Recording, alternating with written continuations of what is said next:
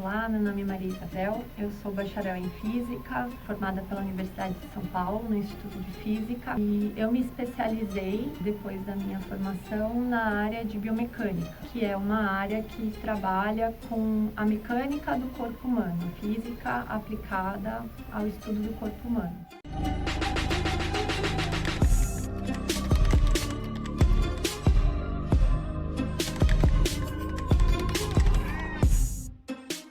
Eu fiz mestrado e doutorado nessa área e meu orientador, ele era professor na Escola de Educação Física da Universidade de São Paulo. Eu trabalhei bastante tempo dentro da Escola de Educação Física. O meu trabalho está diretamente relacionado com a biomecânica aplicada à clínica. Ela é uma área bem interdisciplinar, ela se relaciona com o esporte, se relaciona com fisioterapia, para entender como o corpo humano funciona, como melhorar o movimento, como trazer benefícios para a saúde da pessoa a partir de alterações nos padrões de movimento para não causar lesões nas articulações. Então a biomecânica, quando ela está aplicada à clínica e aplicada ao esporte, ela tem mais ou menos essas funções.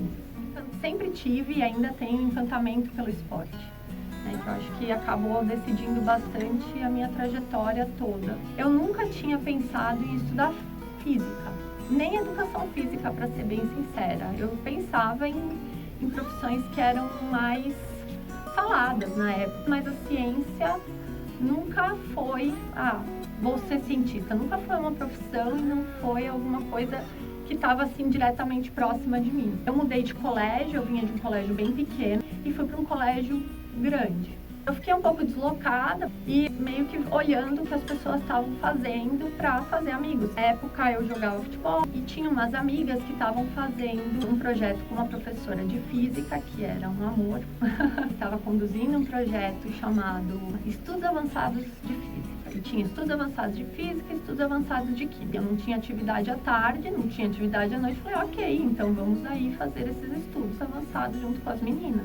E eu entrei mais porque elas estavam por lá e eu gostei muito. E na época, essa professora, ela continuou com esse grupo e era como se fosse para fazer apresentações nas feiras de ciência. Era um estudo a mais sobre a física que a gente não via em sala de aula. E daí que eu fui descobrindo quão legal era a física. E foi bem interessante porque como esse foi um dos primeiros projetinhos que a gente trabalhou, eu conheci como uma grande cientista a Marie Curie antes mesmo de conhecer os grandes nomes da ciência que são marcados hoje. E daí eu fui pensando, bom, então talvez eu goste de escrever sobre ciência, então vou fazer, sei lá, letras para escrever sobre ciência. Daí foi mudando aos poucos. E eu vi que talvez eu tivesse um jeito para ser cientista. E foi assim que eu acabei indo. E não tinha ninguém muito próximo que sabia mais disso. Meus pais nunca foram de falar, não faça isso, não faça aquilo. Eles nunca proibiram. Mas assim, o meu pai tinha um pé atrás de eu fazer física, porque ele fez engenharia. E ele achava que os professores eram muito cruéis, reprovavam muitos alunos. Daí, passando no vestibular, foi muito legal, porque eu acho que foi um dos lugares que eu mais me senti melhor, assim, de conhecer pessoas que tinham interesses muito parecidos com os meus. Eu conheci também meninas que praticavam esporte comigo, fiz amigos muito próximos. Então, a minha trajetória foi razoavelmente tranquila, assim. Claro, o curso de física às vezes pode ser bem chato, é um curso muito exigente, esses cursos da área das ciências que a gente chama de ciências exatas, eles costumam ser pesados. Sim, tinha um pouco aquilo que meu pai falava,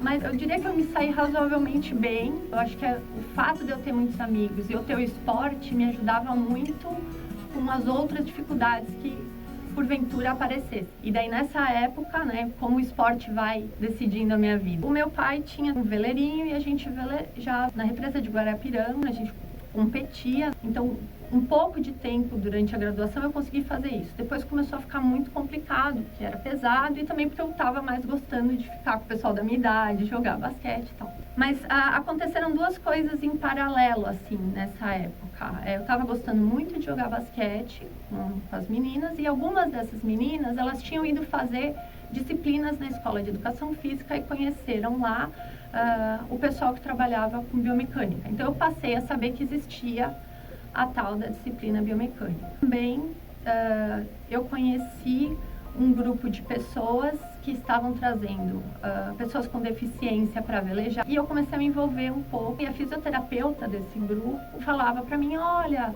é interessante a física do corpo humano, a biomecânica, a alavanca, então eu comecei a prestar atenção nessa área. Mas na época mesmo eu estava fazendo iniciação científica na parte de astronomia, que era o que tinha me levado para física, eram as coisas que eu tinha gostado. Quando eu entrei no Instituto de Física, eu pensei, bom, eu quero estudar alguma coisa que eu estudei já. E eu fiz um pouco a iniciação científica também, 2 amigos meus na época se davam muito bem naquilo, eles estavam sempre muito além de mim, porque eu não tinha muita noção de astronomia quando eu comecei, eles tinham muito mais, eles liam muito mais rápido do que eu, eles estavam sempre muito à frente, isso foi um pouco desestimulante, porque eu estava sempre atrás. Mas também, ao mesmo tempo, meus orientadores foram muito bacanas e isso me deu certeza de que, bom, eu gostava dessa área. E apesar das dificuldades, né, de em alguns momentos a gente pensar em desistir do curso de física, eu achava que, ok, tem algumas coisas no ensino de física que eu não gosto, né, no ensino de física do jeito que ele é feito que eu não gosto, mas eu acho que eu gosto da física e eu gosto de aplicar esses conceitos. E logo que eu entrei também eu me identifiquei muito com as áreas experimentais, muito. Eu sempre gostei de estar dentro do laboratório.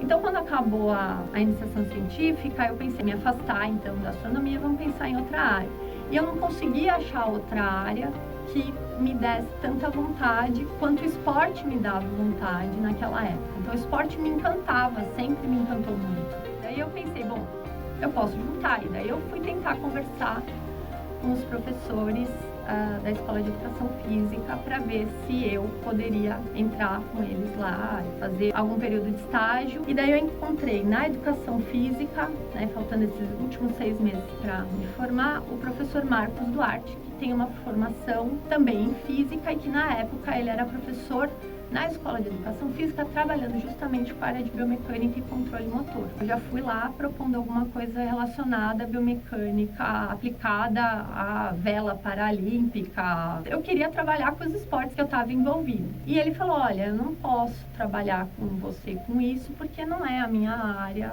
agora. O que você acha de continuar o trabalho de uma doutoranda que está acabando agora? Quem sabe você dá continuidade, acrescenta algumas informações. E assim eu acabei indo para o laboratório do professor Marcos Duarte e lá eu fiz o mestrado e o doutorado trabalhando com análise da marcha para entender a caminhada dentro do ambiente aquático. Trabalhei fazendo um modelinho da força de arrasto e entendendo, então, uma vez calculada a força de arrasto, como o fato da gente estar dentro da água e ter essa força de arrasto e ter também o empuxo, né, que é essa força de sustentação que a água exerce quando a gente entra, né, que é o que faz a gente boiar, como essas forças elas poderiam interferir nas cargas que a gente sente nas nossas articulações. Então, meu mestrado e meu doutorado foram nesse tema.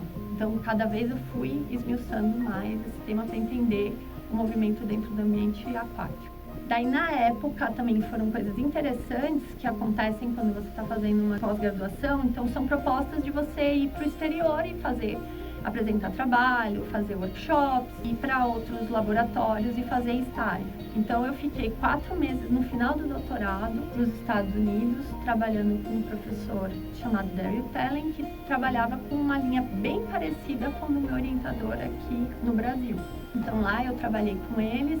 E além de adiantar um pouco das coisas do doutorado, melhorar um pouco das coisas do doutorado, eu fiz um trabalhinho com ele, também com modelagem computacional, para entender como o gasto energético no músculo, que é um músculo do tornozelo, variava se o tendão dele não tivesse com elasticidade ok. Transferir isso depois para uma análise grande do corpo, para os fisioterapeutas terem mais recursos para pensar na reabilitação. Então foi isso. Daí eu fiquei um pouco com o professor nos Estados Unidos e foi incrível que de fato lá eles têm um investimento em pesquisa muito grande, outros equipamentos, então foi interessante ver essas coisas.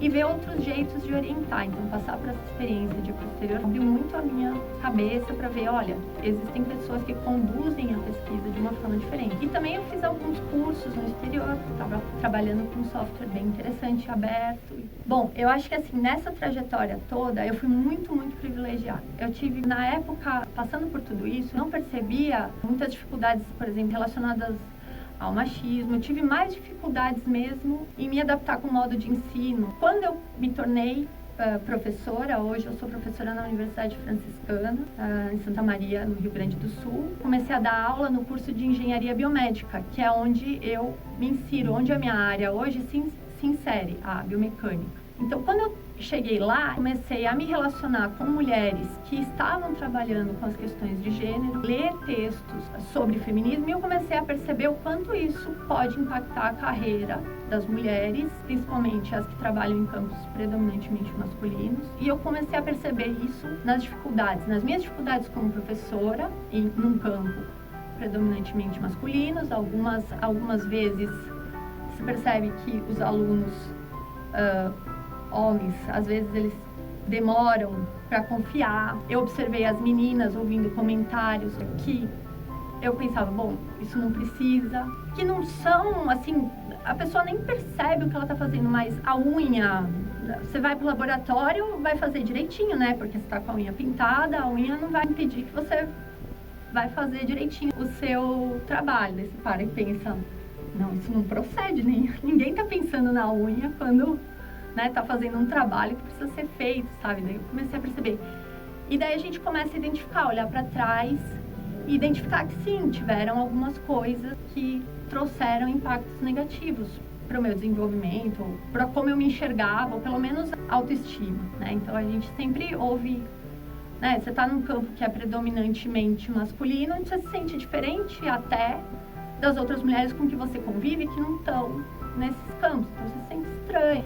Alguns problemas em sala de aula que eu precisei resolver, que claramente apareceram, e mais tarde a gente até discutiu isso, né, que se fosse um professor homem, né, não teriam acontecido. Então, eu tive muito mais dificuldade enquanto professora do que na minha trajetória como aluna. Até quando começaram a dar nome aos bois, quando começaram a falar para mim, olha, cuidado com isso, cuidado com aquilo, eu comecei então a perceber que o machismo tá por todos os lados e que é importante que a gente leve as meninas para a sala de aula, que a gente fale disso e fale disso com os meninos para eles não fazerem.